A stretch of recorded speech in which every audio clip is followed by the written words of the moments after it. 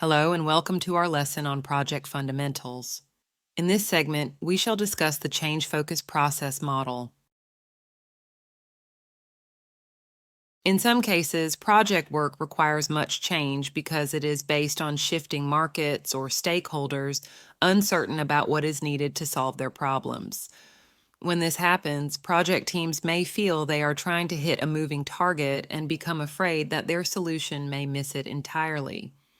Change-focused process models rely heavily on important stakeholders, such as the customer, to operate as decision makers at each step of the process.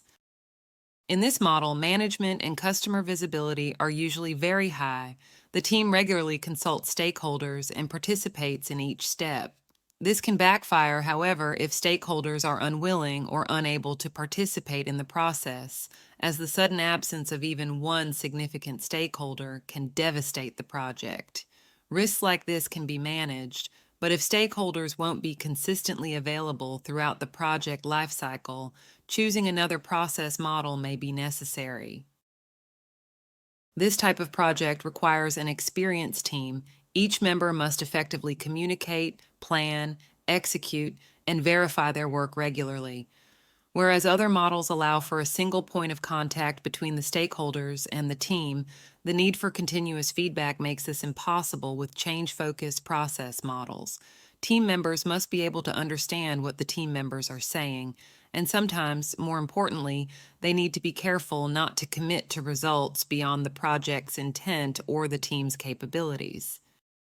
Change-focused processes share one central feature with cyclical processes, a repeating incremental iterative delivery model.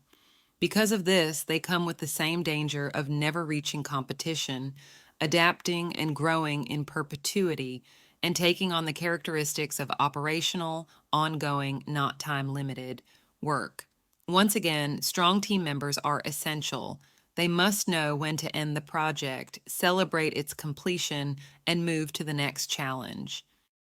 Mature organizations and teams have a clear view of their need and values and understand that how they work their processes is directly related to those values and needs. The way that organizations or teams choose to document their processes may vary.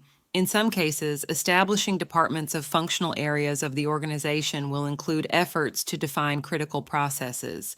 In others, the team leaders or members are responsible for this documentation.